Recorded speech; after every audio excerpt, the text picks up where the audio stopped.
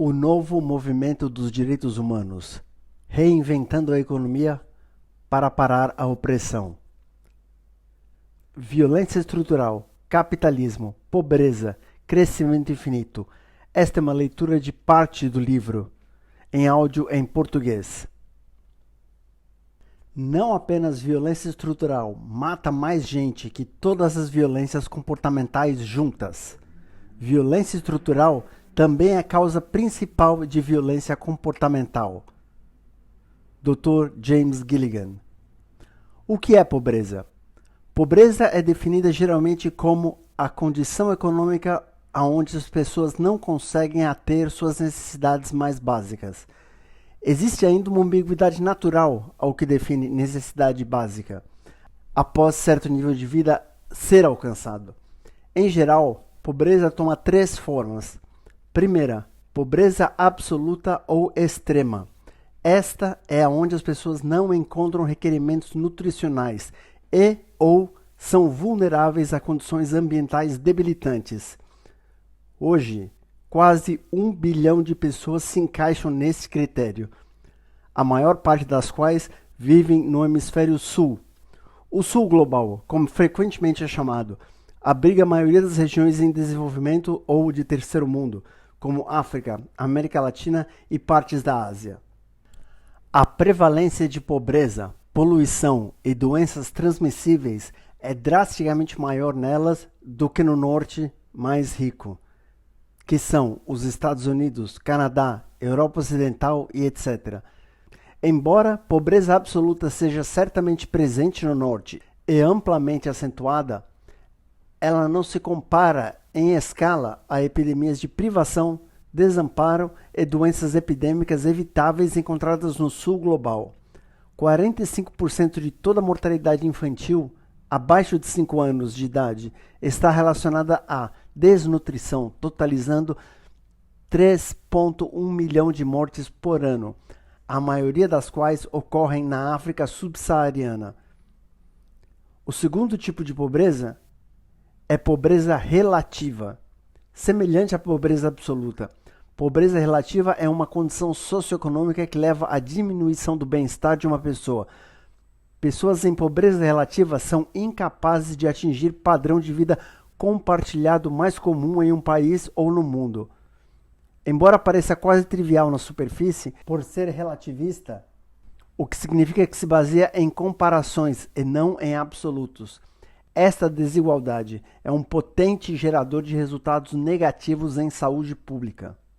Apenas recentemente, cientistas sociais perceberam a natureza destrutiva da pobreza relativa, uma vez que os problemas associados a ela tendem a se misturar à desordem geral da sociedade, como será explorado mais adiante. A própria existência da estratificação socioeconômica ou classe geram uma vasta gama de problemas. Não se trata apenas de desigualdade com falta de recursos reais de apoio à vida, mas também do estresse da comparação social e a sensação de que o bem-estar não é compartilhado de maneira justa. O modo que a sociedade justifica moralmente o desnecessário sofrimento humano devido à desigualdade social impõe algumas das questões existenciais mais profundas sobre o que significa coexistir. No geral, as ciências sociais modernas mostram que uma sociedade economicamente estratificada é fundamentalmente desestabilizada, manifestando uma série de problemas de saúde pública. Embora a teoria do domínio social e outras visões elitistas sobre hierarquia de grupos que enxergam a estratificação como necessária para a estabilidade social, como mencionado no capítulo 2, é o fato que saúde pública é diretamente inibida de vastas e complexas maneiras. Este fenômeno é uma área de estudo relativamente novo, cada vez mais explorado por epidemiologistas. Da prevalência de doenças mentais e físicas direcionadas às classes mais baixas, reduzindo suas expectativas de vida e bem-estar, ao estresse psicossocial de exclusão social, que gera comportamentos antissociais tais como violência, pobreza relativa é cáustica, desnecessária e extremamente desumana. A terceira forma de pobreza apresentada, pode poeticamente ser chamada de pobreza de espírito. Ouvi essa frase pela primeira vez quando usada pelo Dr. Martin Luther King Jr., descrevendo a maneira desajustada que a sociedade utiliza o sucesso material que obteve através da ciência e tecnologia. Ele declarou eloquentemente em seu discurso de aceitação do Prêmio Nobel da Paz em 1964, abre aspas, mesmo apesar dos espetaculares avanços em ciência e tecnologia e avanços ainda ilimitados por vir, algo básico ainda falta. Há uma espécie de pobreza de espírito que fica em flagrante contraste perante nossa abundância científica e tecnológica.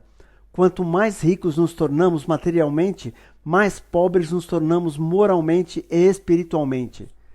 Nós aprendemos a voar o ar como pássaros e nadar o mar como peixes, mas não aprendemos a simples arte de viver juntos como irmãos. Todo homem vive em dois reinos, o interno e o externo.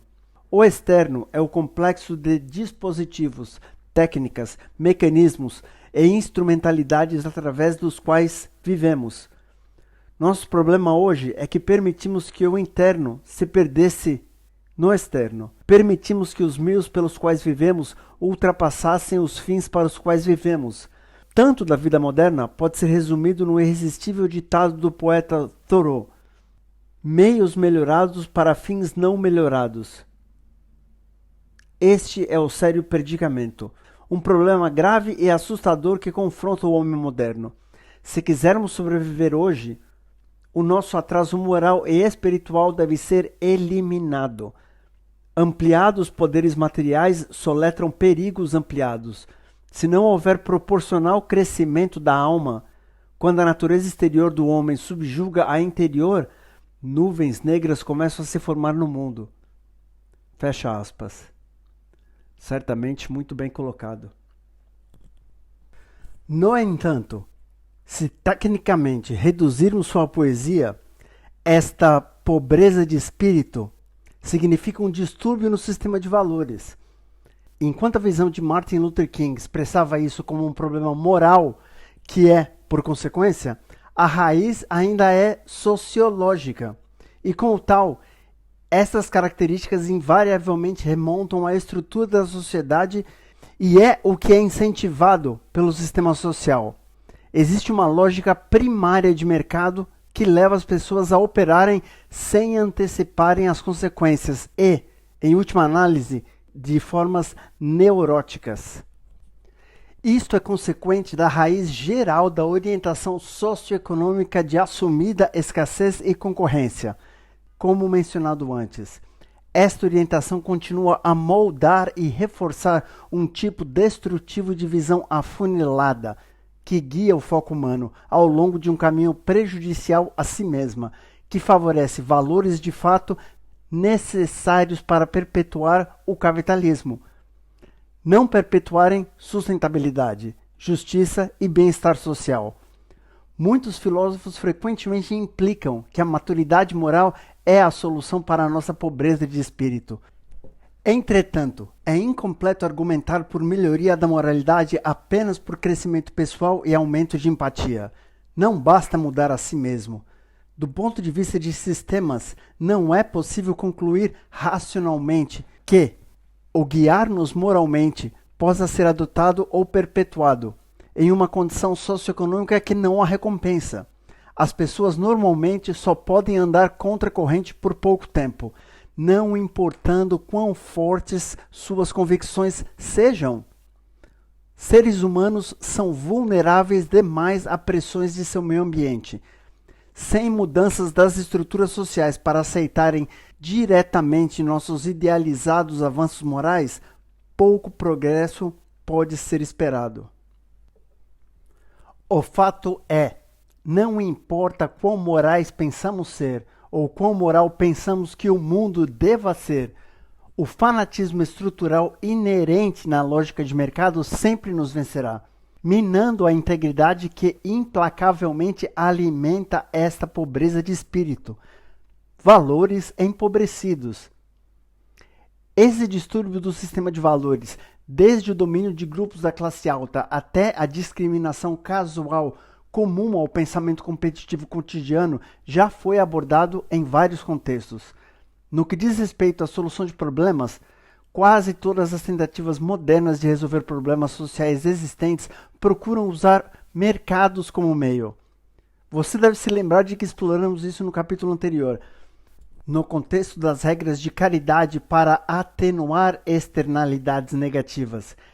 Esta tentativa de soluções baseadas em mercados é particularmente preocupante, uma vez que, na maioria dos casos, foi a própria dinâmica dos mercados que criaram os problemas para começar. A sociedade fala muito sobre a resolução da pobreza, aumento da desigualdade, melhoria da democracia, conservação de recursos, sustentabilidade ecológica e a esperança geral para o meio ambiente e justiça social. E mesmo assim, independentemente da fanfarra midiática, das conferências altamente divulgadas, dos Objetivos de Desenvolvimento do Milênio da ONU, dos onipresentes movimentos de protestos e intermináveis retóricas verdes, nós efetivamente corremos sem sair do lugar com pouquíssimas melhorias por décadas. De todas as formas concebíveis de abordar-se problemas sociais e ecológicos, a solução mais comum proposta foi meramente a busca de mais crescimento econômico. Aumento de crescimento econômico, junto a outras iniciativas baseadas em mercado, continuam a ser lançadas como solução a praticamente todos os problemas sociais existentes. Aquelas áreas onde o crescimento econômico não pode ser ao menos gesticulado como solução são simples e absolutamente ignoradas, adicionando ainda mais a interminável frustração da comunidade ativista. Dada a própria natureza da economia de mercado, o crescimento econômico ajudou de fato a aliviar alguma pobreza e alguma perda de oportunidade.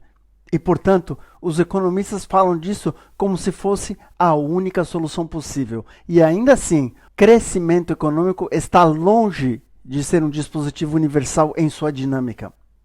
Economistas tendem a ignorar a natureza fundamentalmente problemática, esquecendo que crescimento econômico baseado em mercado é, antes de tudo, uma função da exploração humana e do habitat.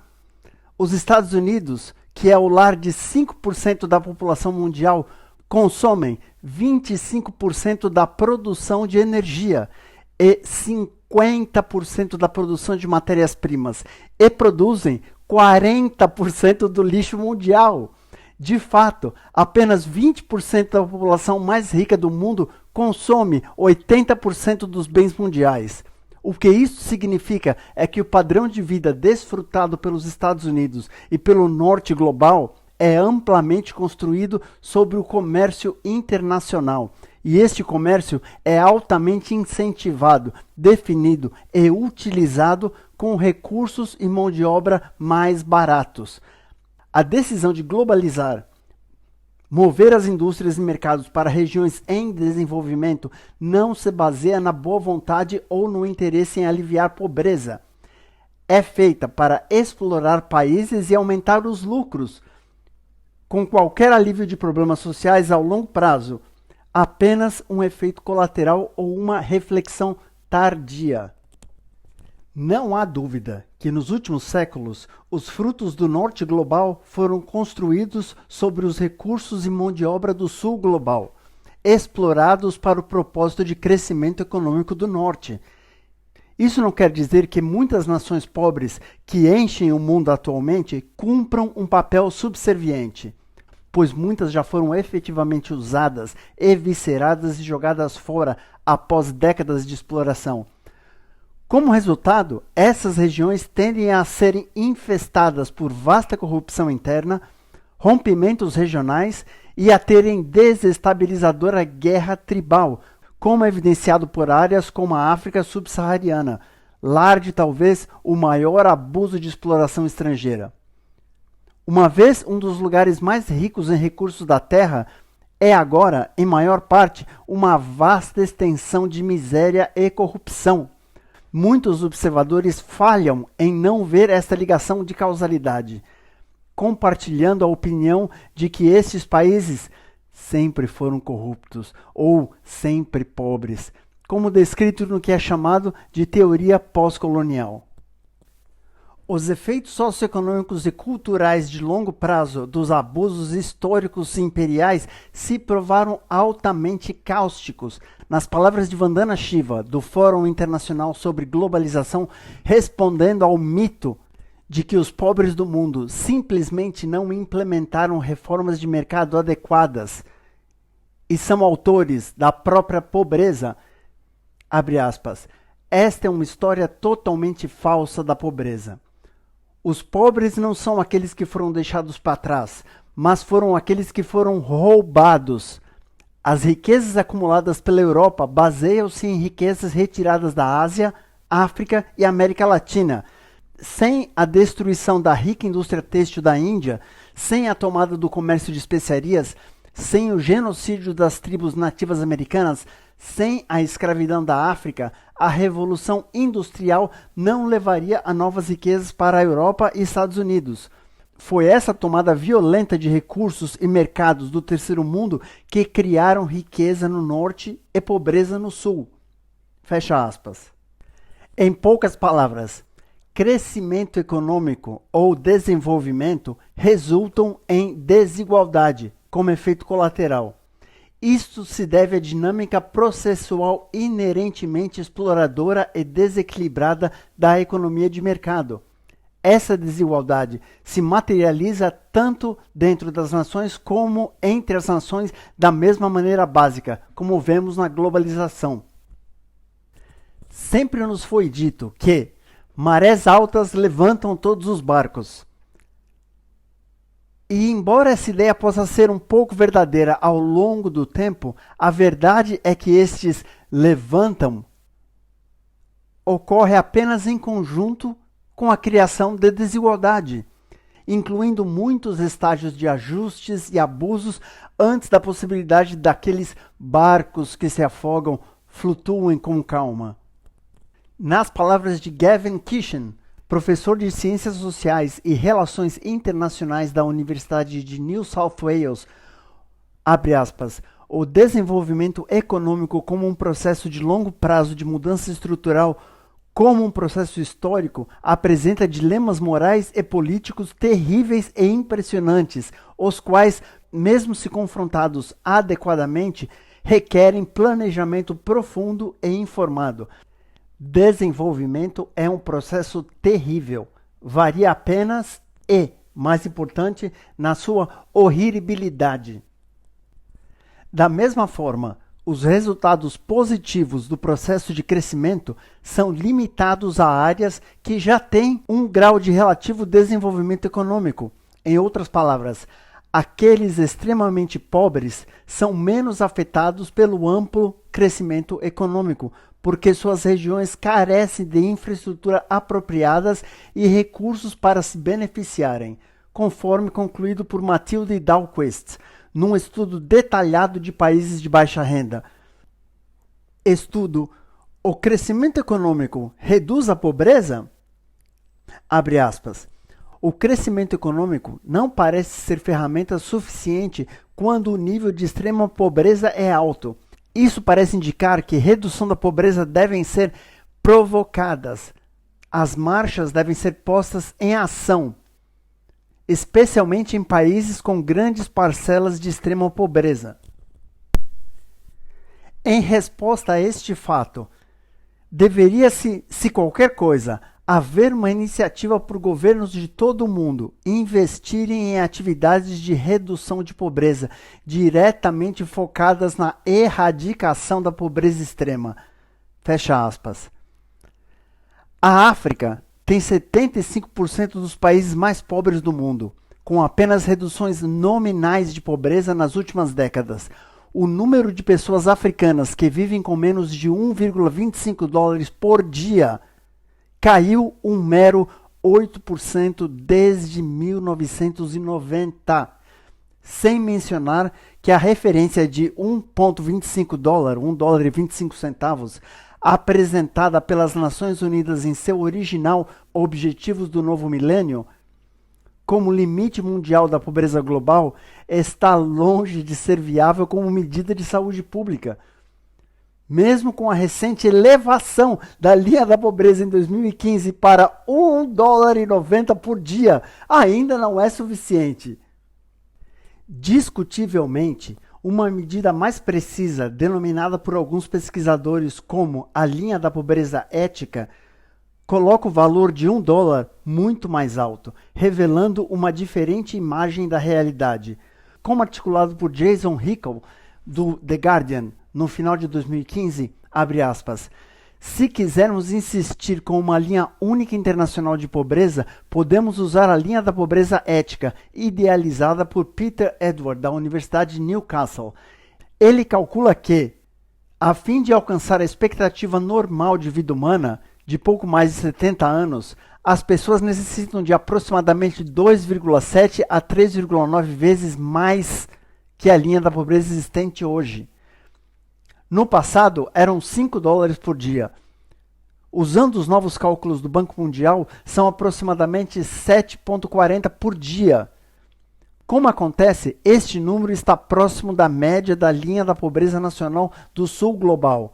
Então, o que aconteceria se medíssemos a pobreza global nesse nível mais preciso?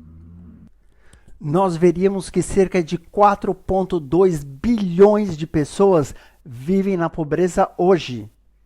Isto é mais de 4 vezes o que o Banco Mundial nos leva a acreditar. E é mais de 60% da humanidade. E o número aumentou acentuadamente desde 1980, com quase 1 bilhão de pessoas adicionadas aos rankings de pobreza nos últimos 35 anos.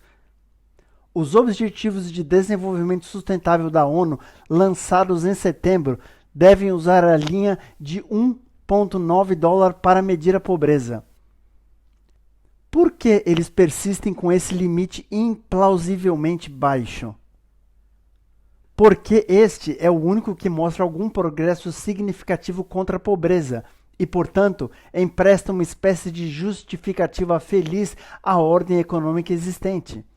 Isto significa que o uso efetivo de soluções de mercado e medidas financeiras para resolver o problema da pobreza, desemprego e privação são limitados e frequentemente enganosos. Essa orientação simplesmente continua a prejudicar a sociedade global no longo prazo, independentemente de ganhos mínimos, distraindo dos problemas econômicos na base inerentes do sistema em si. Esta questão se torna clara quando consideramos problemas ambientais economicamente enraizados. As soluções propostas para solucionar poluição, perda de biodiversidade e superação de recursos apenas recentemente colocaram o assunto da acumulação de capital em questão. Hoje, particularmente no que diz respeito a mudanças climáticas, a ideia de que capitalismo por si próprio possa ser prejudicial à sustentabilidade na Terra está lentamente entrando em pauta, e inevitavelmente. No entanto, tudo que gerou foi confusão e dissonância cognitiva, pois qualquer conversa sobre grandes revisões do sistema econômico são ainda tabu. A sociedade persistiu com a visão malthusiana de que nossos problemas ecológicos são, em maioria, inevitáveis, e só um declínio proporcional na população humana ou nos padrões de vida podem resultar. Consequentemente, a sobrevivência do mais forte se justifica e os afortunados podem ir dormir à noite pensando que fizeram o que tinham de fazer. E é assim que as coisas são. Mais uma vez, são os pobres que sofrem desproporcionalmente de problemas ambientais, tornando a questão menos especificamente sobre ativismo verde e mais sobre justiça social em si. O fato é que o atual estado das questões ecológicas está longe de ser natural, com ineficiência industrial e criação deliberada, sistemática específica de resíduos desnecessários como culpado. A orientação industrial do capitalismo, que significa como os processos reais de produção e distribuição são conduzidos, é indiscutivelmente o modo mais ineficiente de comportamento econômico que se pode inventar, à luz das possibilidades modernas. Basicamente, favorece o oposto do que é necessário para garantir sustentabilidade ambiental, perpetuando a extremamente ineficiente alocação de recursos por toda a população global. A economia clássica de mercado nos ensina que oferta e demanda é o motor do mundo. Porém, ignora o fato de que constante oferta e demanda são de fato necessárias. Estruturalmente, o mercado pode basicamente ser reduzido à interação entre consumidores e produtores. As rodas do crescimento econômico só giram quando as pessoas produzem, vendem e compram a uma taxa crescente. Esse é o mecanismo raiz, combustível de nossa sobrevivência econômica. É como o pedal do acelerador de um veículo. Quanto mais as pessoas produzem, vendem e compram, melhor a saúde da economia e supostamente a da população.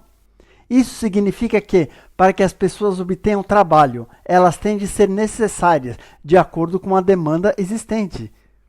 Onde a demanda é baixa, não há necessidade de empregar ninguém. E aqueles que não são empregados não podem ajudar a economia gastando dinheiro de volta nela, alimentando-a, pois elas não têm dinheiro para gastar. Portanto, a economia de mercado é baseada no consumo cíclico e realmente não importa o que está sendo produzido, como está sendo produzido ou por quê. Se a demanda ou produção diminuem, o movimento de dinheiro também diminui. E quando isso acontece, a economia se contrai, sistematicamente reduzindo o padrão de vida para muitos. Ecologicamente, isso significa que capitalismo é estruturalmente alheio à existência da humanidade em um planeta finito.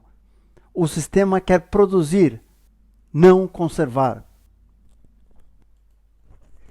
De fato, se você pensar nisso, descobrirá um paradoxo interessante na lógica do mercado. O fato do capitalismo ser um sistema econômico baseado em escassez, mas que de fato busca consumo infinito. Em outras palavras, favorece um limite de escassez de mercadorias para garantir lucros competitivos, teorizado como modelo para gerenciar adequadamente a escassez, otimizar o uso e distribuição de recursos, mas ao mesmo tempo o sistema exige cada vez mais insatisfação humana e quereres para que funcione e cresça. Ele recompensa o consumo sem nenhum incentivo inerente à conservação de nada. A consequência é um sistema econômico que é ambientalmente insustentável, levando cada vez mais a problemas ecológicos e consequentes problemas sociais. Qualquer tentativa de desacelerar o comportamento industrial e, portanto, desacelerar crescimento econômico será recebido com dramática rejeição por quase todos os atores econômicos, independentemente de seu sincero interesse em ver as coisas melhorarem. Toda a ética de conservação, eficiência e, com efeito, sustentabilidade em si, batem de frente com a natureza estrutural da economia de mercado. Não importa qual seja a ameaça de longo prazo, a sensação mais imediata de segurança das pessoas vem de garantir seu próximo salário ou a próxima oportunidade de negócio. Sempre haverá uma justificativa aparentemente racional para desconsiderar fatores ecossociais de ordem maior. Em outras palavras, a lógica do mercado coloca todo mundo nas redes, ou vem da preservação de curto prazo às custas da destruição de longo prazo, como um câncer adormecido à espera de condições certas para florescer e matar seu hospedeiro. A verdadeira face do sistema está sendo revelada, pois nossa avançada capacidade tecnológica agora nos permite acelerar a rotação econômica, que satisfaz a necessidade de constante crescimento econômico do mercado, colidindo com os limites planetários naturais. No geral, o cerne da questão é centrado entre dois processos incompatíveis: negócios e indústria. Enquanto alguns argumentam que uma cultura de quereres infinitos é simplesmente de natureza humana, evidências antropológicas mostram o contrário. Muitas culturas nativas americanas, por exemplo, têm ou tinham um profundo valor de equilíbrio com o ambiente, procurando evitar a aquisição material em favor de um senso espiritual de conexão e responsabilidade. Portanto, ao menos em algumas culturas, e claramente nos Estados Unidos, os requeridos valores insaciáveis necessários serem programados, manipulando a natureza social para nos apresentarmos por aquilo que possuímos, ao invés daquilo que de fato pensamos e fazemos. Com grande esforço, engenheiros sociais realizaram esta tarefa por meio de publicidade emocionalmente estimulada e vários níveis de marketing. Edward Bernays foi uma figura crucial nessa transição.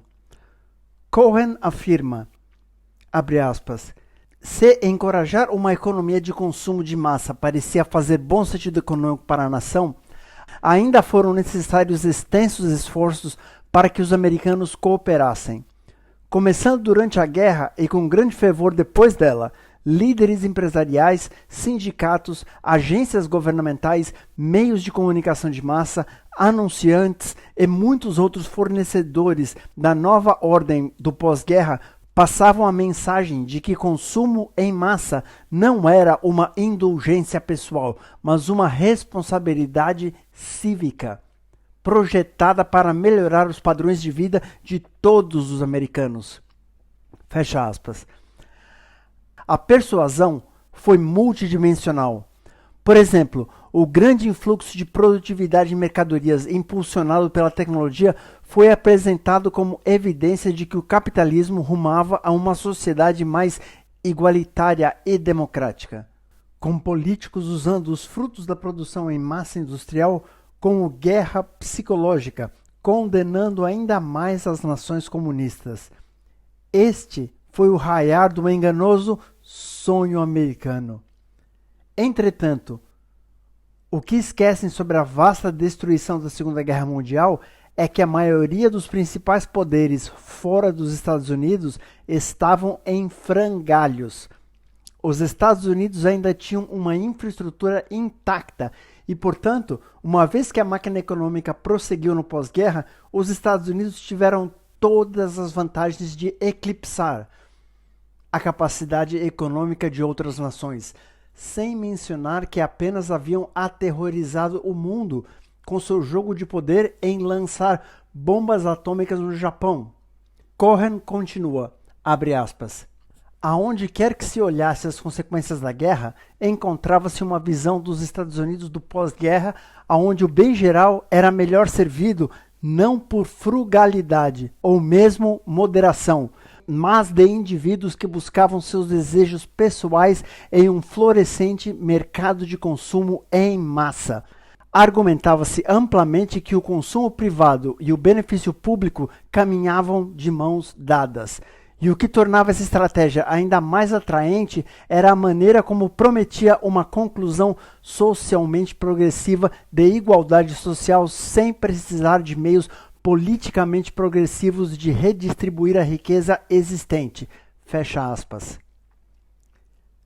Esta é uma disposição muito conveniente para aqueles em posições de poder político e comercial, uma vez que implica que qualquer falta de força moral no trabalho e consumo por parte do público é o problema, não do estabelecimento do poder ou mesmo do sistema social. Enquanto isso, o lucro obtido pelos interesses comerciais aumentou e o sistema capitalista de controle social de livre mercado podia permanecer ideologicamente sólido na percepção pública. No final, essa pobreza de espírito, manifestada na forma de consumismo irracional, levou não apenas aos Estados Unidos, mas também o mundo a abraçar o que é uma ética profundamente insustentável e desumanizante. Isso distrai a sociedade da fonte da verdadeira felicidade e satisfação, que é cultivada por meio de laços sociais, realização de tarefas e aumento do conhecimento e sabedoria. Não é de admirar que a pesquisa social moderna sugira que os países desenvolvidos com mais altos níveis de riqueza, em última análise, o consumismo, também sejam frequentemente infelizes e estressados. Hoje, essa grande conformidade para com a vontade do mercado em empurrar o consumo cíclico por meio de constante insatisfação humana e insegurança ilustra a incrível susceptibilidade que seres humanos têm para com as demandas da estrutura social em que se encontram. Os requisitos da economia de mercado foram agora codificados na cultura, se me permitem, transformando os seres humanos em meras engrenagens na roda do capitalismo. A partir desse ponto crucial, em meados do século XX, quando a teoria do consumismo realmente se estabeleceu, a prática complementar da vasta expansão de crédito, maiores tolerâncias de dívida, aumento de horas de trabalho e novas variações de classismo, racismo e sexismo foram acionadas. A mistura de necessidades e quereres, tornando-os efetivamente a mesma coisa, informou os valores humanos à abstração utilitária da lógica do mercado. Hoje, esta crescente patologia social central para as necessidades do sistema econômico continua a se transformar e a se expandir. Com a previsível erosão da economia keynesiana e a ascensão do neoliberalismo, consumismo é agora não apenas global, mas a comercialização de basicamente tudo também se estabeleceu, com muito pouco ainda considerado sagrado. Em seu texto, O que o dinheiro não pode comprar, os limites morais dos mercados, o autor Michael Sandel destaca o profundo empobrecimento de espírito que a prática de colocar um preço a tudo promoveu. Abre aspas. O que vemos é a crescente mercantilização da vida em si, de pagar crianças para aprenderem a ler na escola, a pagar-se pelo direito de caçar animais listados em extinção, a simplesmente pagar para ser aceito em universidades prestigiosas. As pessoas também são pagas para alugar espaço publicitário em suas próprias testas, para servirem de cobaias em testes de laboratório, para ficar no lugar dos outros em filas, para irem lutar em guerras com os soldados terceirizados, privados e até mesmo para perderem peso. Fecha aspas. Penso que mesmo o mais rígido defensor do mercado livre acharia algo profundamente errado quando a vida cotidiana se transforma em um mero mercado de bens. No entanto, esta é a tendência atual, como o dinheiro se tornando a medida de valor e incentivo à existência e ação humanas. Sandal afirma, abre aspas, sem perceber, nas últimas 3 décadas passamos de uma economia de mercado para nos tornarmos uma sociedade de mercado, uma sociedade em que praticamente tudo está à venda. Ele complementa, hoje, a lógica de compra e venda não mais se aplicam a bens materiais somente, mas rege cada vez mais a vida por completo. É hora de nos perguntarmos se queremos ou não viver desta forma. Fecha aspas. Naturalmente, uma sociedade justa e sustentável tende a haver uma cultura com valores sociais justos e sustentáveis. Quando percebermos que os valores dominantes comuns de hoje foram moldados e reforçados pelo sistema social, segue que temos de então projetar um sistema social justo e sustentável, se esperamos tamanha mudança cultural. Quando se considera a sociologia cáustica criada, se percebe que essa mentalidade de viés de mercado não é apenas problemática, é perigosa. Isso significa que nossa psicologia social normativa, os nossos principais valores, são de fato ameaças à saúde pública por si mesmos. Para melhor entender isso, vamos passar o conceito geral de saúde pública em detalhe. Saúde pública é geralmente definida como a ciência que lida com a proteção e melhoria da saúde da comunidade por esforço organizado. É geralmente associado a políticas governamentais e promove a saúde da comunidade. Isto inclui a prevenção de doenças e acidentes, fornecimento de assistência física e mental, realização de pesquisas, programas educacionais e sociais e até a melhoria da infraestrutura, como tratamento de esgoto, saneamento e tratamento de água. No entanto, em sua forma mais ampla, saúde pública é realmente uma categoria de causa e efeito socialmente orientada. Em outras palavras, pode se referir a uma condição como um problema de saúde pública, como a repetida ocorrência de câncer em uma comunidade, ou pode se referir a pré-condições que criaram tal efeito, como um suprimento de água poluída, causando câncer na comunidade. É um fenômeno de nível populacional, em que as ações da sociedade ou a falta delas levam sistematicamente a resultados que afetam um número significativo de pessoas. Um exemplo moderno notável é diarreia, uma das principais causas de morte em crianças menores de 5 anos. Comum no sul global, diarreia é promovida pela má qualidade da água e por saneamento inadequado, matando cerca de 2.200 crianças por dia.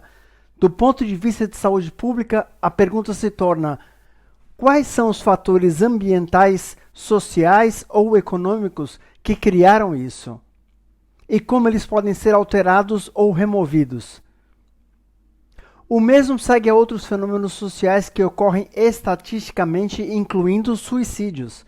Suicídio, que é algo que nossa instituição enxerga como um ato bem pessoal de livre arbítrio.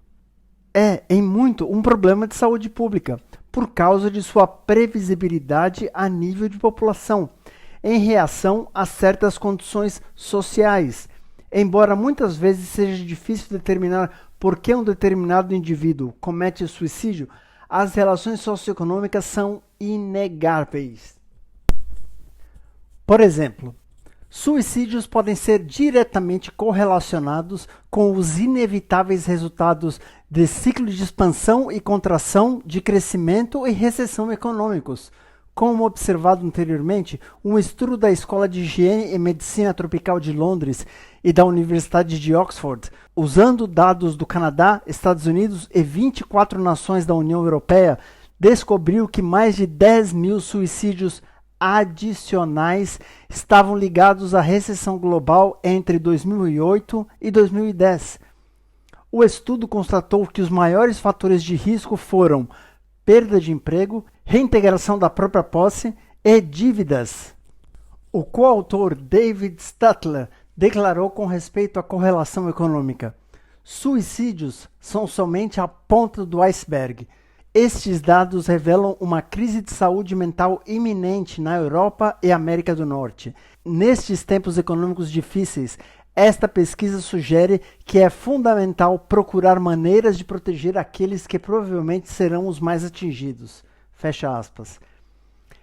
Estes dados são corroborados por um estudo mais dramático de 2015, também mencionado anteriormente, que constatou que cerca de 46.000 suicídios por 63 países foram associados a desemprego somente em 2008, também devido à crise financeira global. Então temos violência comportamental. Também uma área difícil de se contextualizar em termos de saúde pública, uma vez que isso significa que é preciso levar em conta as pré-condições ao invés de ações individuais de livre-arbítrio. Violência comportamental está sendo lentamente compreendida como um problema sistêmico. Dr. James Gilligan, psicólogo penitenciário ao longo da vida e ex-diretor do Centro para Estudo da Violência de Harvard Medical School, está na vanguarda da descrição de violência como um problema de saúde pública, ao invés de um problema moral ou legal. embora reconheça a complexidade do problema. Sua pesquisa concluiu que emoções negativas socialmente específicas operam como patógenos, que levam à violência comportamental da mesma forma que um agente biológico leva em geral a uma doença. Ele descreve, abre aspas, um consenso sobre as causas e prevenção da violência vem surgindo nas últimas décadas entre pesquisadores deste assunto, de praticamente todos os ramos das ciências comportamentais. Todas as especialidades, independentes uma da outra, identificaram um patógeno que parece ser necessário, mas não suficiente, à causa de comportamento violento. Tão especificamente quanto a exposição ao bacilo tubérculo é necessário, mas não suficiente para o desenvolvimento da tuberculose. A diferença é que no caso da violência, o patógeno é uma emoção, não um micróbio. A saber, a experiência de esmagadora vergonha e humilhação, assim como a vulnerabilidade das pessoas à tuberculose é influenciada pelo estado dos mecanismos de defesa de seus corpos, também sua vulnerabilidade à violência é influenciada pelos estados dos mecanismos de suas defesas psicológicas. Isto é um desvio radical da orientação de livre-arbítrio das ações humanas comum hoje, particularmente em práticas judiciais. Uma vez que enxergamos os comportamentos violentos como um problema de saúde pública, o sistema social inteiro torna-se suspeito. O Dr. James Gilligan deixa bem claro que o mais potente gerador de vergonha e humilhação na cultura humana é, de acordo com seus extensos estudos, como também corroborado por outros na pesquisa epidemiológica, a desigualdade socioeconômica parece ser o maior impulsionador da violência comportamental em geral. Gilligan afirma, abre aspas, por todo o mundo, o preditor mais poderoso da taxa de homicídios é o tamanho da diferença de renda e riqueza entre ricos e pobres. O preditor mais potente da taxa de violência nacional ou coletiva, guerra, insurreição civil e terrorismo é o tamanho da diferença entre renda e riqueza entre as nações ricas e pobres. Fecha aspas. Esta é uma descoberta preocupante, pois a desigualdade de riqueza é uma característica clássica do capitalismo, tornando efetivamente o capitalismo em si uma pré-condição à guerra e violência. A desigualdade socioeconômica também é correlacionada a um gradiente de saúde e bem-estar. Como aqueles com status socioeconômico mais alto têm melhor saúde do que aqueles com status mais baixo, embora isso possa parecer bom senso devido a diferentes opções de estilo de vida, pesquisadores descobriram recentemente que um componente crítico é de fato estresse. Verificou-se que ambos insegurança em geral para a sobrevivência e estresse psicossocial afetam a saúde das pessoas nas classes mais baixas, além de suas escolhas de estilo de vida em relação à comida, fumar e coisas do gênero.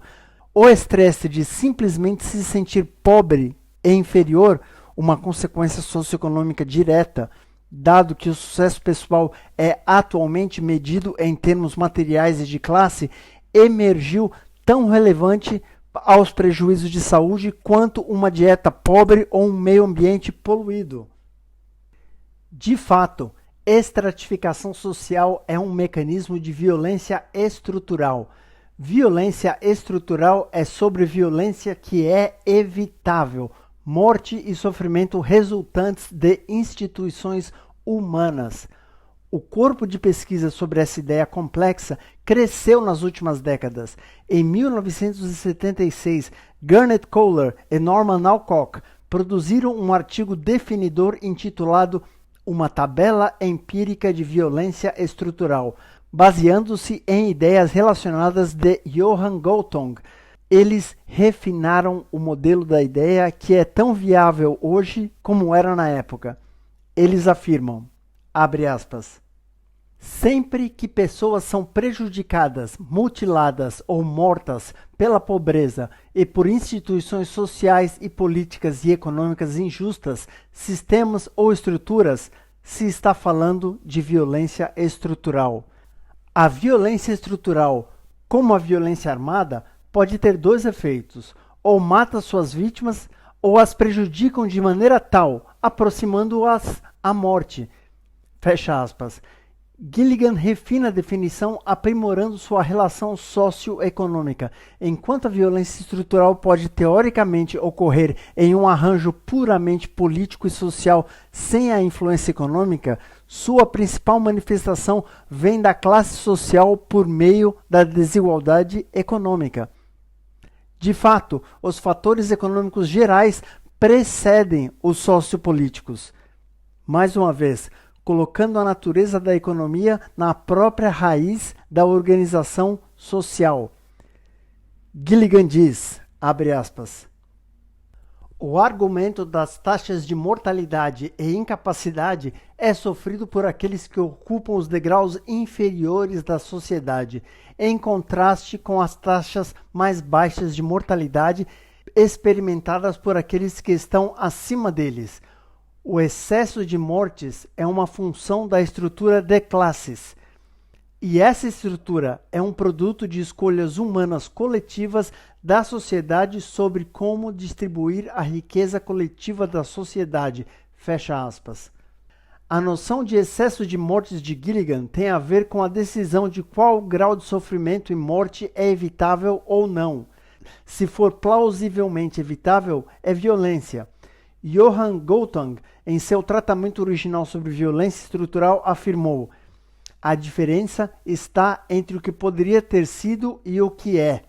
Portanto, se uma pessoa morresse de tuberculose no século XVIII, seria difícil conceber isso como violência, já que ela deve ter sido inevitável. Mas se ele morre hoje, apesar de todos os recursos médicos no mundo, a violência está presente de acordo com nossa definição. Fecha aspas. Dito de outra maneira, imagine que uma pessoa puxe uma arma e mate uma outra pessoa de 30 anos. Dada a expectativa de vida média moderna de 84 anos, pode-se presumir que 54 anos foram tirados dessa pessoa. Isso certamente é violência, como todos concordariam. Agora, imagine que a mesma pessoa nasça na tóxica condição de pobreza em meio a uma sociedade rica e abundante, morrendo aos 30 anos de idade por uma doença ligada à pobreza. Não foi até recentemente que desigualdade passou a ser vista como uma condição geral para muitos problemas de saúde pública. Em geral, sentimos que desigualdade é socialmente corrosiva e prejudicial àqueles em extrema e miserável pobreza. Mas a verdadeira profundidade dessa violência foi amplamente ignorada. A expressão de Gilligan, aumento de taxas de mortalidade e incapacidade, transmite a ideia geral de que pobreza é um tipo de violência, mas esta violência é expressa de inúmeras maneiras, muitas vezes sutis demais para se notar. De fato, é difícil a mim pensar sobre o assunto sem associá-lo a um período de minha infância. Minha mãe trabalhava como assistente social rural na Carolina do Norte por quase 30 anos, uma ocupação que é uma resposta direta à violência estrutural por meio de classe socioeconômica. Quando voltava para casa todas as noites, ela costumava comentar sobre seus casos, exercendo talvez um dos trabalhos mais desagradáveis possíveis. Ela tinha de decidir se crianças deveriam ser retiradas de suas famílias para serem colocadas num orfanato. Dado que mesmo as famílias mais disfuncionais e abusivas ainda formam laços profundos, a ideia de governo entrar e intervir em assuntos tão sensíveis é bastante controversa. Por volta da época do Acordo de Livre Comércio norte-americano, NAFTA, 1994, ela mudou de jurisdição para uma região já pobre, que já era atingida com o aumento de perda de empregos. NAFTA, promovido como libertador do livre mercado entre Canadá, México e Estados Unidos, teve o efeito de fuga de empregos dos Estados Unidos, aumentando a desigualdade e deslocamento humano. Na jurisdição de minha mãe, os empregos já de baixos salários em fábricas e agricultura se dissolviam quando as plantas se fechavam ou se mudavam, produzindo um mar de famílias ainda mais pobres com menos oportunidades. Nesse clima, os serviços sociais faziam o que podiam, mas ainda ela era a primeira a dizer que a maioria das vitórias eram pequenas. Uma criança tirada de uma família abusiva ou negligente frequentemente acabava num lar muito pouco melhor. A adoção temporária em si era incentivada por dinheiro, procurada por famílias já pobres da mesma região em geral. A nuvem negra da pobreza e sua violência estavam sempre presentes, porém, nem todos os seus casos eram de natureza extrema. Muitos eram o lento desdobramento de tragédias de pessoas bem intencionadas que realmente tentavam, mas não havia meios de obter tração ou estabilidade. Esse estresse severo muitas vezes levava ao desespero, juntamente à automedicação com álcool e drogas. Embora consideremos uma mãe viciada em drogas como uma pessoa horrível, sacrificando o bem-estar de seu filho por seu hábito, não olhamos a história de fundo de como ela chegou a este ponto. Isso não é para absolver pessoas de responsabilidade, mas para descobrir a complexidade. Seres humanos podem ser criaturas frágeis e estresse e dor suficientes podem quebrar qualquer um. Frequentemente, minha mãe era alertada por escolas relatando algo de errado. Por exemplo, crianças que chegavam à escola sujas, espancadas, descalças ou magras. Os serviços sociais investigavam tais áreas, encontrando padrões consistentes. Um efeito bola de neve era frequentemente claro, em que as pessoas pobres e desfavorecidas, geralmente com pouca educação, acabavam com crianças que não conseguiam sustentar financeiramente. Em muitos casos, assumiam negligência. Entretanto, as circunstâncias não eram maliciosas. Os pais trabalhavam longas horas, em empregos de baixos salários, incapazes de pagar por creche, de modo que supervisão infantil simplesmente não era possível. Isso resultava em acidentes, como crianças brincando com as armas dos pais, e também com orientações erradas, devido à falta de presença e apoio familiares. Não é difícil de se entender como essa falta de estrutura, combinada à dinâmica de pobreza em geral, moldam uma criança de maneira negativa ou difícil de se enxergar como essas influências se estendem à idade adulta. Estes hábitos se repetiam quando estes já adultos tinham seus próprios filhos, muitas vezes nas mesmas condições precárias, criando ciclos de retroalimentação de distorção humana.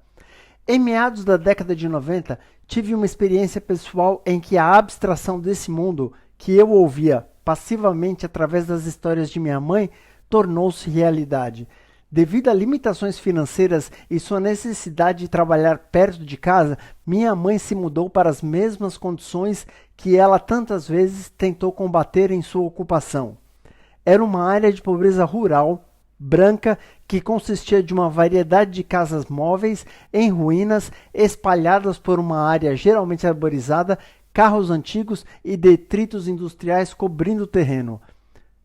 Frequentando a escola na cidade onde meu pai estava, eu visitava durante os verões e fins de semana.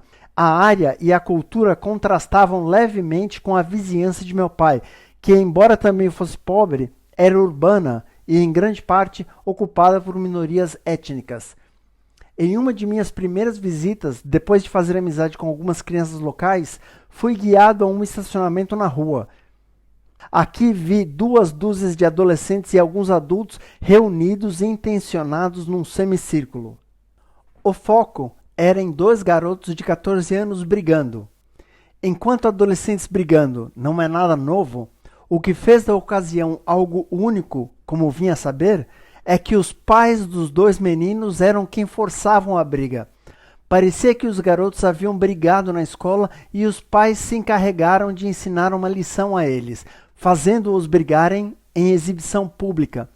Um garoto foi espancado e humilhado pelo outro na frente de seus colegas, e ele terminou a briga numa posição fetal, chorando na traseira de uma caminhonete.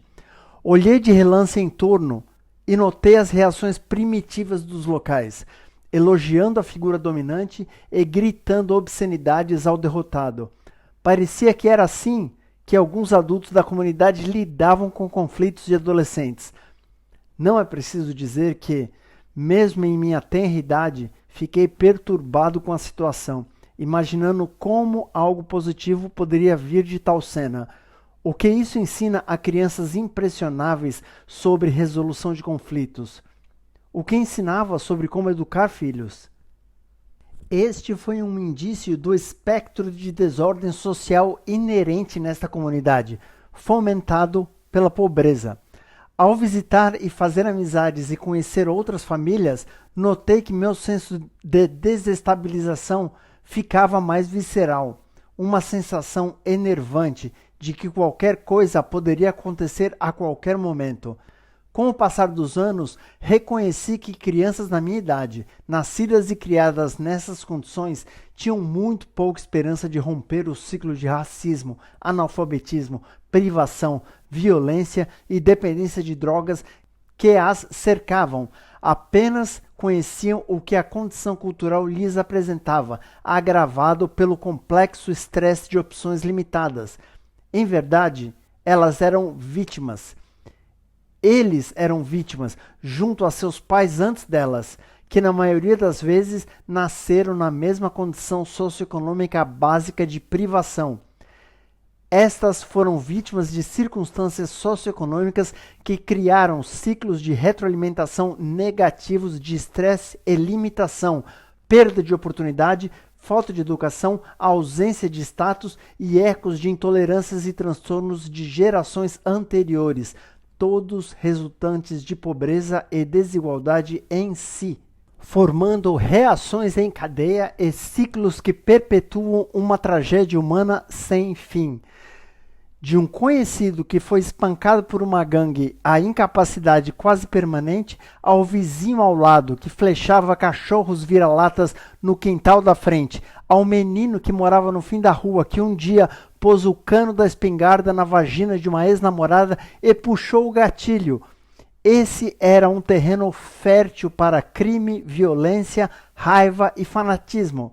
Embora minha experiência tenha sido uma da variedade americana, a correlação entre pobreza e a vasta gama do que são, efetivamente, problemas de saúde pública podem ser encontrados em todos os países e por todas as culturas. É um exemplo essencial da natureza sistêmica corrosiva de desigualdade. Essas pessoas não foram autoras de sua própria pobreza. Elas foram consequências da violência estrutural resultante do desequilíbrio econômico gerado pelo próprio sistema social. Com isto em mente, vamos recuar e considerar a ideia de violência estrutural guiada economicamente num princípio abstrato. Imagine uma ilha com 100 habitantes. Uma pessoa conseguiu adquirir por métodos comerciais habituais 99% dos recursos da ilha. As outras 99 pessoas são pobres, compartilhando 1% dos recursos. E elas estão, consequentemente, sofrendo física e psicologicamente. Estão ficando doentes, brigando entre si e morrendo prematuramente por falta de meios econômicos. A única pessoa rica tem mais que o suficiente para prover a toda a ilha, sem sofrer nenhuma perda real de bem-estar, mas escolhe não ajudar. Enquanto não intenciona prejudicar ninguém, a pessoa rica simplesmente pensa: bom, todo mundo recebe o que merece, por mais lamentável que seja a sua situação. Isso é uma condição de violência? Quando mecanismos sociais sistêmicos resultam em um alto e desproporcional benefício a um grupo, enquanto previne outro de suprir suas necessidades básicas, a lógica exige o reconhecimento de que o efeito é, de fato, de violência. Embora a maioria reconheça a violência como resultado direto de uma pessoa ou grupo causando danos deliberados claros a outro, nossa sociedade também reconhece a necessidade de responsabilidade pessoal pela segurança pública. Quando uma pessoa mata um pedestre por acidente enquanto dirige bêbado, vemos essa incompetência e falta de preocupação externa com desprezo. Embora o dano não tenha sido intencional, foi desnecessariamente consequente do mau julgamento e, portanto, inadvertidamente violento. Da mesma forma, se um restaurante não processar adequadamente sua comida, criando toxinas que então envenenam e matam seus clientes, a sociedade também reage com desprezo, dado que o dano foi causado por negligência desnecessária. Não houve intenção direta em causar dano, mas foi consequência de outro comportamento ou falta dele. É neste contexto de responsabilidade social e revogação de negligência que a violência estrutural pode ser enquadrada. A questão é: até que ponto um ou todos nós somos responsáveis pelo sofrimento desnecessário de outros? Como discutido no capítulo anterior sobre intolerância estrutural, a arquitetura da economia de mercado é tal que não importa o que o público faça, desigualdade econômica ocorrerá, levando à injustiça social. Ela pode se expandir e contrair, mas nunca desaparecerá. Essa pré-condição de desigualdade se traduz em violência estrutural quando resulta em dano que é comprovadamente desnecessário. E ainda, devido à percepção localizada da sociedade, tais danos passam despercebidos como violência real, dado que as pessoas não foram ensinadas a enxergarem a conexão e, portanto, não sentem o senso de responsabilidade. Isso é mais agravado ainda pelo distúrbio individualista de valores inerente na psicologia social do sistema, que efetivamente lacra a maioria das pessoas em assumirem que todos têm o que merecem, agravando ainda mais o problema. Assim tem sido a percepção comum por muito tempo. Nas palavras de Nancy Shepard Hills, abre aspas, a violência estrutural apaga a história e consciência das origens sociais da pobreza, doença, fome e morte prematura, de modo que elas são simplesmente consideradas como garantidas e naturais, e ninguém é responsabilizado, exceto, talvez, os próprios pobres. Somente através de pesquisas estatísticas modernas em saúde pública veio à luz a profundidade da violência estrutural e suas raízes sistêmicas. Diante disso, repito a pergunta: até que ponto qualquer um de nós, ou todos nós, somos responsáveis pelo sofrimento desnecessário de outros? Afirmo que o mesmo senso de responsabilidade social que nos obriga a proteger segurança pública, seja dirigindo com segurança e sem efeitos de álcool, preparando adequadamente comida de restaurante ou protegendo o ambiente de nossos poluentes, se aplica à nossa participação na e tolerância de desigualdade socioeconômica. Como mencionado anteriormente, a distinção a ser feita envolve qual sofrimento é necessário e qual sofrimento não é. É necessário que quase 1 bilhão de pessoas efetivamente passem fome numa era de tecnologia avançada? E prova matemática de que podemos alimentar todos? É necessário criar um mundo onde os 25 top bilionários podem acabar com a fome no mundo, enquanto milhões de famílias, como as que vivem na zona rural da Carolina do Norte, devam suportar debilitante pobreza, levando a um vasto espectro de desordem social? É necessário que a África subsaariana sozinha tenha 69% de todas as pessoas com HIV e 70% de todas as mortes? Quando o Norte global tem prevenido e tratado efetivamente a doença há muitos anos? Tais questões podem continuar e continuar, uma vez que existem contextos infinitos, ambos micro e macro, ambos causa e efeito, que, até certo ponto, provavelmente nem existiriam se mudanças estruturais apropriadas fossem feitas. Estes problemas incluem, mas estão longe de limitados a doenças psicológicas e fisiológicas, cultivo de racismo e fanatismo, economias clandestinas como tráfico de drogas e prostituição, violência de gangues, todas as formas de escravidão e exploração, suicídio, violência comportamental, vícios, crimes em geral, elitismo destrutivo, ineficiência debilitante, abuso infantil, abuso de cônjuge, terrorismo, desestabilização social, abuso animal, poluição ambiental, perda de biodiversidade e até guerras. Colocando de outro modo, violência estrutural é a mãe de todas as externalidades negativas econômicas. Se definirmos externalidades negativas como resultado de comportamento econômico que levam a danos sociais direta ou indiretamente, a pergunta proativa novamente torna-se: elas são evitáveis?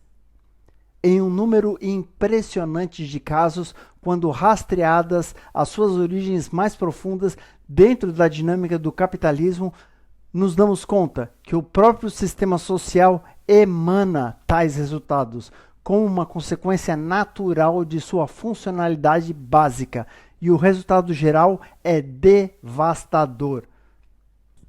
Os autores Kohler e Alcock concluem que até 18 milhões de mortes desnecessárias ocorrem anualmente, um número que obtiveram pela comparação de tempo de vida em países diferentes.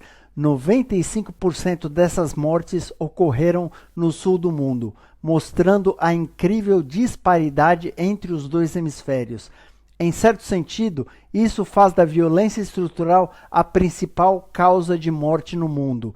Mas então temos de perguntar: o que cria esta violência estrutural? E isso nos leva a responder: a desigualdade. Se perguntarmos então qual é o maior propulsor da desigualdade, somos levados à própria base da economia de mercado, conforme expresso no capítulo anterior. Portanto, segue que a economia de mercado, em seu estado formal atual de capitalismo, é a principal causa mundial de morte desnecessária. Como enquadrado sem rodeios pelo Dr. James Gilligan, abre aspas, todo ano, de 2 a 3 vezes mais pessoas morrem de pobreza por todo o mundo do que foram mortas pelo genocídio nazista de judeus durante o período de 6 anos da Segunda Guerra. Isso é, na verdade, o equivalente a uma contínua interminável, de fato acelerando, guerra termonuclear ou genocídio, perpetuados nos fracos e pobres todos os anos de todas as décadas por todo o mundo. Fecha aspas. Claro que críticos argumentam rapidamente que Kohler e Alcock não fornecem evidências de que o mundo é tecnicamente capaz de levar todos a uma expectativa de vida ideal, o que implica deficiências malthusianas em recursos e meios, como o capítulo 5 investigará mais a fundo. Isto é absurdamente falso, especialmente no século XXI.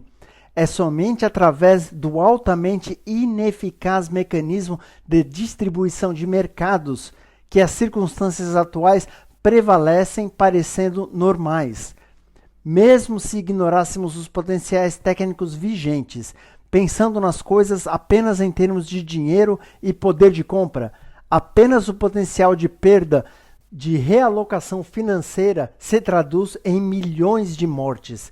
Existem cerca de 1.800 bilionários no mundo em 2015, com mais de 7 trilhões de dólares entre eles. A Organização das Nações Unidas para Agricultura e Alimentação, FAO, calculou que seriam necessários cerca de 30 bilhões de dólares por ano para resolver a fome no mundo, principalmente pelo desenvolvimento da agricultura em regiões pobres. Esses bilionários poderiam fornecer essa ajuda direta por 200 anos e ainda ficarem com cerca de 550 milhões cada, em média, Uma fração da despesa militar anual dos Estados Unidos sozinho também seria suficiente. De fato, uma vez que a estimativa da FAO se baseou no desenvolvimento de longo prazo e não apenas uma ajuda periódica, muito menos custo seria necessário ao longo do tempo, à medida que a infraestrutura das nações pobres melhorassem. Reconhecendo essa profunda e empobrecida desordem de valores, o diretor da FAO, Jacques Deff, disse: com este pano de fundo, como podemos explicar às pessoas de bom senso e boa fé que não foi possível encontrar 30 bilhões de dólares por ano para permitir que 862 milhões de pessoas com fome desfrutassem do mais fundamental dos direitos humanos, o direito à alimentação e, portanto, o direito à vida? Fecha aspas. Tais comparações do que estamos fazendo e do que poderíamos fazer com uma parte dessa riqueza, se alocados adequadamente, são mais que suficientes para destacar a violência inerente ao sistema e da cultura que ele criou. De fato, Johan Galtung, um dos primeiros a investigar violência estrutural na década de 60, expandiu a ideia 20 anos depois para incluir o que chamou de violência cultural. Isso tem a ver com aspectos que normalizam ambos violência direta e estrutural e seus mecanismos, santificados como naturais. É nesta linha de pensamento que a pobreza de espírito, por Martin Luther King, realmente bate fundo. Que uma pessoa tenha $1 bilhão no banco e ande por aí como se esse excesso fosse aceitável em meio ao vasto sofrimento à sua volta é um estado excepcional de empobrecimento ético e empático. Mas em vez de considerar os bilionários uma manifestação de nosso problemático sistema social e perturbada psicologia humana, o público é seduzido à violência cultural, idolatrando bilionários como heróis e faróis de sucesso. Em 2015, 62 pessoas tinham mais riqueza que 50% da população humana inteira, cerca de 3,5 bilhões de pessoas. É surpreendente que não enxergamos essa realidade como uma expressão de pura violência contra a população geral. Poluição social. Como observado, embora existam aspectos políticos, religiosos e outros aspectos sociais na definição mais ampla de violência estrutural, apenas os aspectos que podem ser vinculados à estrutura organizacional da economia de mercado e a seus incentivos derivados são aplicáveis aqui. Isso não é para diminuir a relevância de outras formas de opressão institucional ou política, mas de reforçar a importância da socioeconômica. É a forma socioeconômica de violência estrutural que se correlaciona a milhões de mortes ao ano devido à pobreza. Trata-se, novamente, de mortes que são discutivelmente desnecessárias, com a conclusão de que essa forma de violência estrutural mata e prejudica mais que todas as guerras, ditadores, genocídios e outros tipos diretos de violência somadas. Nas palavras do estudioso Joel Coble, encapsulando poeticamente a natureza processual dessa tragédia em curso, ainda que bastante silenciosa, abre aspas, nunca um holocausto foi realizado de maneira tão impessoal, fecha aspas. Nesta sessão, será feita uma tentativa de organizar algumas características e resultados específicos relacionados a essa violência estrutural economicamente orientada. Isso é complicado, pois há muitos contextos simultâneos e sobrepostos, assim como na dificuldade de se tentar delinear as externalidades econômicas, a natureza sistêmica desse tipo de análise pode ser confusa. Por exemplo, algumas observações são causa e efeito ao mesmo tempo. O estresse pessoal, que é um efeito mensurável de baixo status econômico, é também uma causa que leva a problemas de saúde física e mental, por exemplo. Algumas observações também exigem uma análise prolongada ao longo do tempo, que liga as experiências de vida pessoal passada aos efeitos presentes. Um exemplo seriam as pré-condições socioeconômicas, resultando em abuso infantil quando criança, eventualmente levando a distúrbios de longo prazo no adulto pelos abusos sofridos quando criança. O dano emocional na juventude se correlaciona com os distúrbios no adulto, mas é difícil identificar detalhes situacionais exatos na reação em cadeia da experiência de vida que inflamam ou reduzem tais propensões. Da mesma forma, as influências que interagem para produzir resultados de saúde pública podem variar em complexidade, de bem óbvias a quase incompreensíveis. Por exemplo, é previsível e bastante óbvio que uma pessoa que fuma cigarro tem maior chance de desenvolver câncer de pulmão mais tarde na vida. Porém, é mais complicado mostrar que a pessoa que experimenta estresse psicossocial de baixo status socioeconômico tem um aumento na taxa de doenças cardíacas. Esta última correlação é mais complexa, aparente apenas através da ampla análise populacional por longos períodos de tempo. O mesmo vale para suicídio, violência direta, terrorismo e outras ações humanas complexas que também são consequentes do sistema social. Talvez a maneira mais abrangente de se pensar sobre como violência estrutural se desdobra ou metastatiza por toda a sociedade é sob uma forma de poluição social. Assim como a poluição do ar, comum às cidades, são associadas a um espectro de problemas de saúde física e mental, pode-se pensar em desigualdade induzida pelo mercado como uma nuvem tóxica pairando sobre a sociedade. Embora a desigualdade não seja a única manifestação da violência estrutural socioeconômica, ela é a de preocupação central aqui, pois é a mais relevante e evitável. Para explicar o esboço e o fluxo da causalidade, começarei reafirmando que um sistema social baseado em troca de propriedade, trabalho por renda, autorregulamentação competitiva e a capacidade de lucrar com escassez e privação desencadeiam esse conjunto de resultados previsíveis. O consumo cíclico para manter empregos, juntamente à necessidade de crescimento econômico para se recuperar de contrações anteriores, são o combustível da estrutura da máquina. Recursos terrestres são inventários a serem explorados juntamente ao trabalho humano.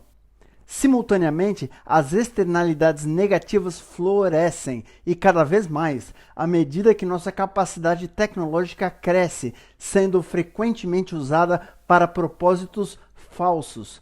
Tudo isso está incorporado na estrutura do mercado, como a minúscula semente que brota uma árvore imponente. Enquanto economistas frequentemente falam sobre verdadeiros livres mercados, ou diferenciam entre capitalismo de Estado, capitalismo comercial e até socialismo de mercado, estas são somente variações de um mesmo tema fundamental. A minúscula semente que cresceu numa árvore imponente pode produzir vários frutos, mas não importa quão diversos pareçam, a genética desta árvore permanece a mesma. Um sistema social baseado em troca de propriedades, trabalho por renda, autorregulamentação competitiva e capacidade de se lucrar com escassez e privação só pode produzir uma faixa limitada de variação social, juntamente a uma faixa limitada resultante de psicologia social.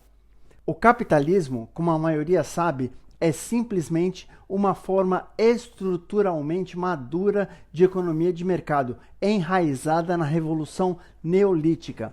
Sua maturidade nos últimos 200 anos foi marcada por sua natureza cada vez mais totalitária, notadamente por grandes hierarquias de poder comercial. Embora se possa teorizar um mercado sem hierarquia ou de domínio por uma classe capitalista proprietária de elites, isto não é uma gravitação natural por nada.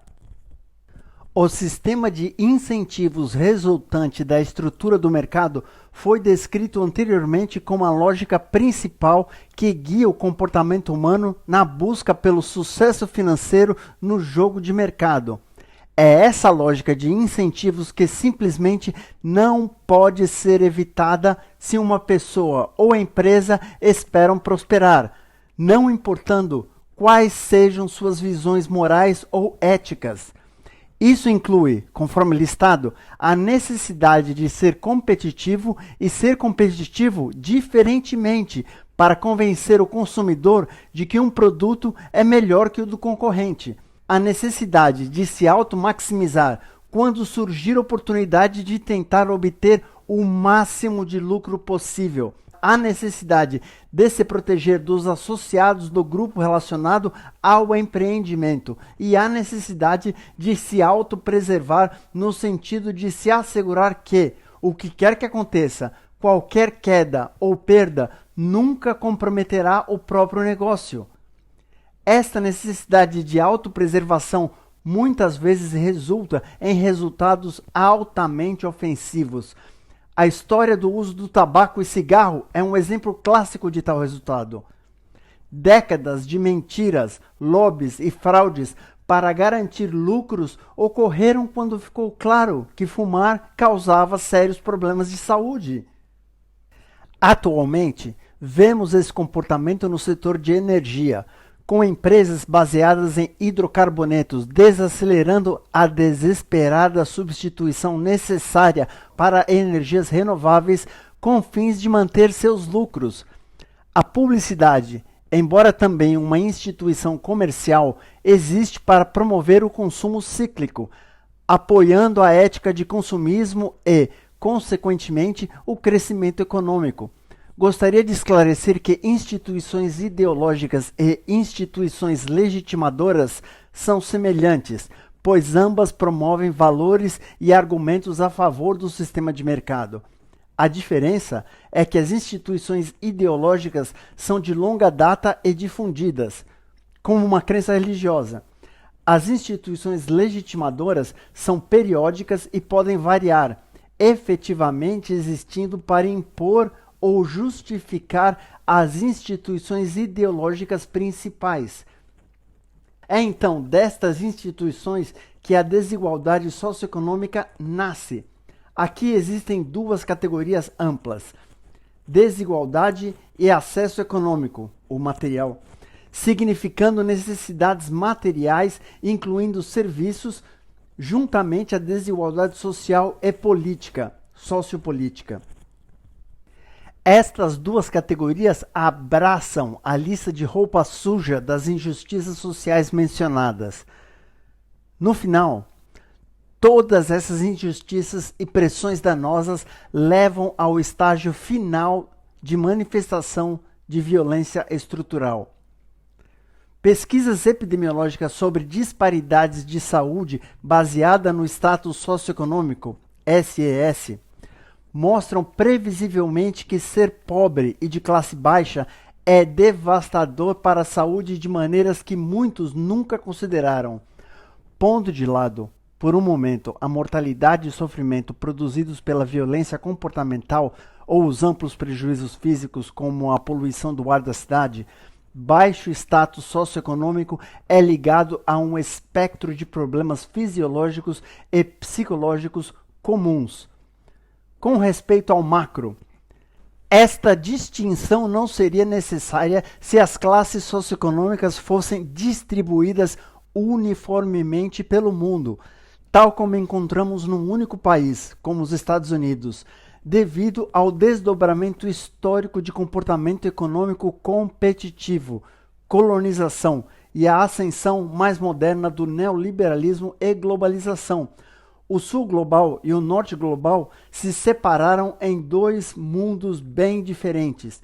Por exemplo, de acordo com a Organização Mundial da Saúde, Classificações e medidas. A partir de 2012, as 3 principais causas de morte nos países de alta renda, comuns ao norte, são doenças cardíacas, derrame e câncer de pulmão, respectivamente.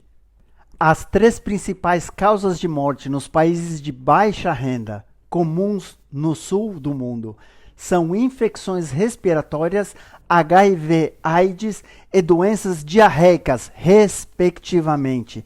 Esta perspectiva macro mostra uma condição geral bem diferente das microcondições observadas em países, especialmente no norte, que têm substancialmente mais desenvolvimento. Todas as principais causas de morte em países de baixa renda raramente estão presentes nos países de alta renda. Esta é a ponta do iceberg no caso de violência estrutural, uma vez que esses matadores nos países pobres são altamente evitáveis se meios econômicos para facilitar cuidados básicos de saúde, educação e revisão de infraestrutura fossem providenciados. Doenças infecciosas matam 15 milhões de pessoas por ano, com 75% delas ocorrendo no sudeste da Ásia e na África subsaariana. HIV/AIDS sozinha na África subsaariana é um excelente caso de estudo. Em 2013, aproximadamente 24,7 milhões de pessoas viviam lá com HIV. Embora tenha havido declínio nos casos de HIV/AIDS na década anterior, a epidemia ainda é de proporções genocidas devido à falta de meios econômicos. Globalmente, a África subsaariana é responsável por 75% de todas as novas infecções por HIV, com mais de 1 milhão de pessoas morrendo a cada ano. 91% das crianças infectadas por HIV no mundo também estão na África, com cerca de 25,8 milhões de infectados.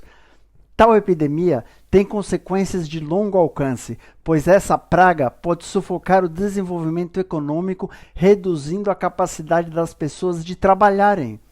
Esta epidemia também trouxe de volta o ressurgimento da tuberculose e de outras doenças, gerando uma infinidade de problemas sociais debilitantes. Enquanto há debate em torno das causas da perpetuação da crise na África, a pobreza da região, agravada pelas políticas internacionais neoliberais e pela indiferença corporativa, é, sem dúvida, o fator central, uma vez que a lógica do mercado não vê mérito em prestar serviços a quem não pode pagar por ele.